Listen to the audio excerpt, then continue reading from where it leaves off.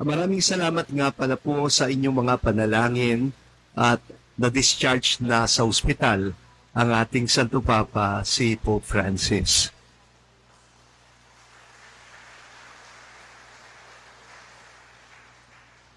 Alam niyo po, nung pauwi na siya, dapat diretso siya doon sa kanyang tirahan sa Casa Santa Marta.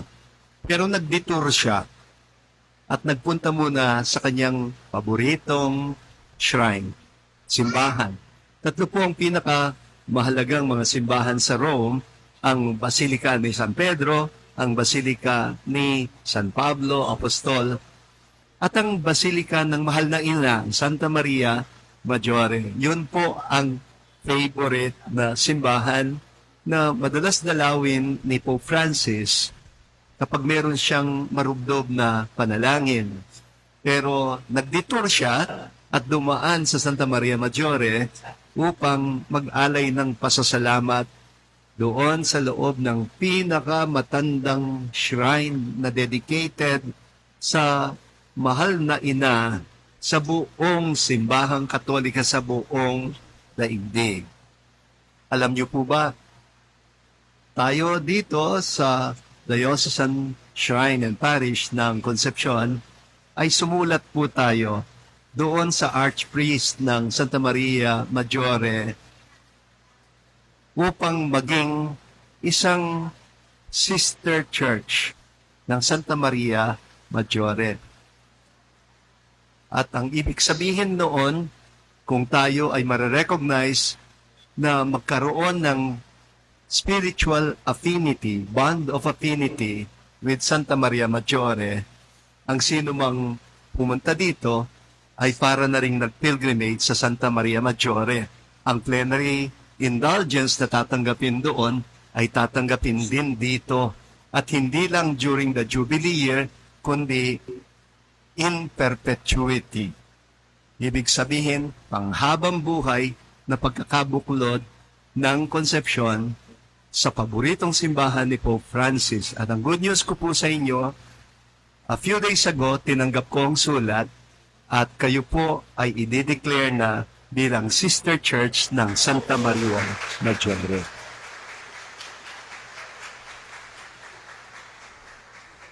So paghahandahan po natin yan sa isang Big Marian Feast para basahin at isa publiko yung pong tatanggapin na certificate ng Concepcion Diocesan Parish and Shrine bilang sister church ng Santa Maria Maggiore. Magnilay po tayo ngayon sa ating ebanghelyo. Naisip na po ba ninyo kung gaano kababa ang loob ng Diyos at kung papaano siya tumatrabaho sa kasaysayan ng ating kaligtasan? Pwede namang kumumpas na lang ang Panginoon at mangyayari ang gusto niya, di ba? Kasi Diyos naman siya.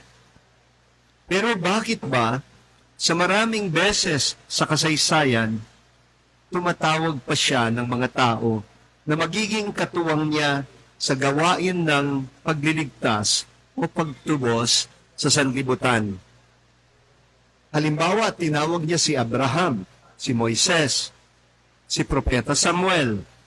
At sa ating ebanghelyo ngayon, tinatawag ang mahal na Birheng Maria sa pamamagitan ng sugo na Anghel Gabriel. Bakit ba kailangang i-involve pa niya tayo? Gayong mga nilalang lang naman tayo ng Diyos, di ba? At syempre, pare-pareho tuloy ang reaksyon ng mga taong pinipili at tinatawag ng Diyos. Bakit ako, Panginoon? Sino ba ako? Halimbawa, si Abraham, na sabi niya, paano ako magiging ama ng lahat ng bansa? Gayong wala naman ako ni isang anak dahil baog nga ang asawa kong si Sarah. At si Moises naman, tinanong din niya, sino ba naman ako para isugo ninyo? Gayong nabubulol ang dila ko at hindi ako mahusay magsalita, aniya. At si San Pedro, natatandaan ba ninyo? Parang ganito din ang reaksyon niya nang tawagin siya ni Jesus upang maging fisher of men, mamamalakaya ng tao. Ang sabi niya, huwag na lang po ako, Panginoon, isa akong taong makasalanan. Pero pinili pa rin siya ng Panginoon. At syempre, sa Ebanghelyong narinig natin, may reaksyon din si Mama Mary. Paano mangyayari ito gayong ako'y isang dalaga? Kung minsan nakakalimutan natin na ang pananampalataya ay hindi lang tungkol sa tiwala natin sa Diyos. Ito'y tungkol din sa tiwala ng Diyos sa tao. Tiwala ng Diyos sa atin na nilikha niya sa kanyang hugis at wangis.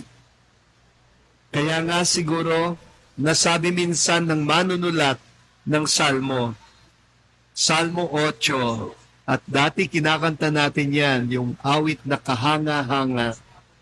O sino kaya siyang tao na iyong kinalulugdan? Ginawa mong anghel ang katulad, pinuno mo ng karangalan. Kuminsan dahil siguro sa nakikita nating mga kahinaan at karupukan ng ating pagkatao, ay nawawalan tayo ng tiwala sa ating sarili, na para bang napakasama na ng maging tao.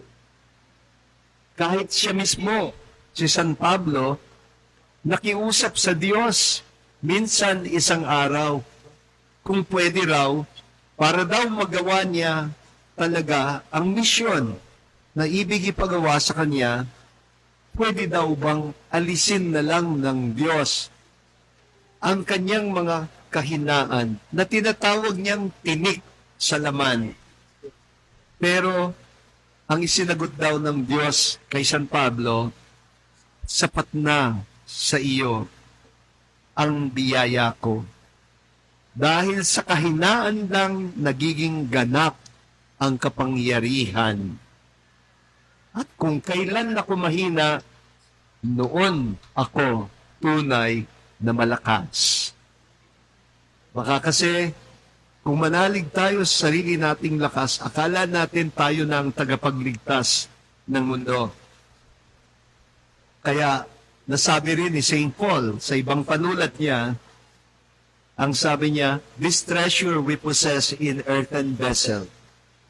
Itong kayamanan na kaloob ng Diyos sa atin ay nakalagak sa palayok na gawa sa lupa. At totoo namang tayo'y gawa sa lupa, babalik din sa lupa. Pero sa kabila ng karupukan ng ating pagkatao, pinagkaloob ng Diyos ang kiyas, ang kayamanan ng kanyang hugis at wangis sa atin para ipamukha sa atin na ang kapangyarihan ay hindi sa atin kundi sa Diyos. Ang sabi ng anghel, walang imposible. Walang imposible sa Diyos. Walang imposible. Ewan ko lang kung nasasabi ninyo yan bilang tao. Dahil alam natin maraming imposible sa tao. Paano mo mapapaaral sa medical school ang anak mo kung minimum wage lang ang sweldo mo? Abe. Paano mapapagaling ng doktor ang kanser na kumakalat na sa buong katawan ng pasyente niya? Paano mabubuhay ang mga isda sa mga tubigan natin sa syudad kung nilason na ito ng polusyon? At paano uunlad ang bayan natin kung hindi natin kikilatising mabuti ang mga niluluklok natin sa pwesto, sa gobyerno? Marami talagang mukhang imposible. Tama ang mahal na Birhen sa reaksyon niya kay Anghel Gabriel. Paano po mapangyayari ito? Ibig niyang makiisa sa plano ng Diyos. Ibig niyang matupad ang kagustuhan ng Diyos. Ngunit malinaw sa kanya kung paano niya ito mapangyayari sa kanyang hindi malinaw sa kanya kung paano ba ito mapangyayari sa kanyang kasalukuyang kalagayan. Ang simpleng sagot na narinig niya kay Gabriel ay ito: ang imposible para sa tao ay hindi imposible sa Diyos. Ang imposible para sa atin ay hindi imposible sa Diyos. Ito ho ang mabuting balita natin sa araw na ito ng Annunciation, Feast of the Annunciation, March 25. Kapistahan ng pagpapahayag ng unang mabuting balita. Ang balita ng Anghel Gabriel na ang salita ng Diyos ay matatanim sa sinapupunan ng mahal na Birhen upang magkatawang tao. Upang ang Diyos na totoo ay isilang bilang taong totoo. Ito ang mabuting balita. Isang balitang hindi kaagad naintindihan ni Mama Mary mismo. Kaya't kinailangan munang ipaunawa sa kanya ni Gabriel na hindi siya, kundi ang Espiritu Santo ang magpapangyari nito. Tulad baga ng isang masugid na manliligaw, isang bagay lang naman ang hinihingi sa kanya ng Panginoon, ang matamis niyang oo. Doon po sa Apong Mama Kalulu Shrine sa Angeles City, nagpagawa ako ng isang mural na Marian at merong eksena doon ang mahal na Birhen na para siyang Maria Clara na nakadungaw sa bintana at si Anghel Gabriel ay naghaharana at tumutugtog ng gitara. Ganyan ang Panginoon. Hindi siya namimilit, nanliligaw siya. Hinihintay niya ang kusang loob na tugon natin at yun ang pananampalataya. Ang posible sa Diyos ay mananatiling imposible sa tao kung hindi natin hahayaang kumilos ang Diyos sa buhay natin. Kapag pinangunahan kasi tayo ng kaba, ng takot at pangamba, para talagang mapapa-atras tayo sa ibig ipagawa ng Diyos sa pamamagitan natin. At maraming beses na itatanong mo sa sarili mo, sino ba ako? Ganyan din naman ang naging reaksyon ko nung ako'y tawagin sa Roma ng Santo Papa. Sino ba ako? Pero hahantong ka doon sa sandali na sa pamamagitan ng pahayag ng anghel ay lilinaw sa iyo, ikaw ay tinatawag lang upang makibahagi sa gawain ng Diyos. Siya ang gagawa, hindi ikaw. Kailangan lang buksan ang puso. Minsan tinatawag nila itong surrender to God. Pagsuko sa Diyos. Parang ayaw na ayaw ko yung surrender. Ang sumusurrender, yung natatalo, walang choice. Mas gusto kong tawagin ito bilang embracing God's will rather than surrendering to God's will. Yung kusang loob na niyayakap ang kalooban ng Diyos bilang kalooban natin. At kapag nangyari yon, kapag kusang loob nating tinatanggap ang paanyaya ng Diyos, parang kahit na ano, kakayanin nating harapin.